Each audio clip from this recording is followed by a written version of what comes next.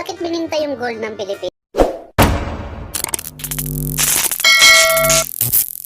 Natin guys, nakarga kami ng empty container sa Africa. Ang walang laman nito is equivalent to 4.5 to 5 tons. Ibig sabihin, ang 25 tons na gold equivalent sa 5 container na ito guys. Subukan natin mag-tour sa tagiliran ng containers guys. Ang lalaki. Guys, kinumpit natin magkano yung gold.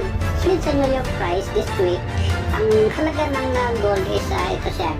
Naghalaga siya ng $2,657 per troy ounce. 1 troy ounce is equivalent to 31 grams. Yan siya guys. Gram is equivalent siya ng $85,688 yan per kilogram. So sa piso, i-multiply natin siya ng 56 pesos lang.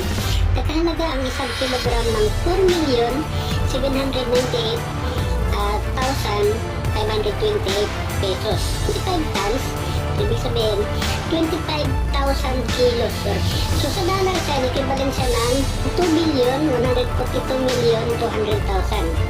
Nasa ng 119,963,200,000 guys. Ng isang bansa ay dapat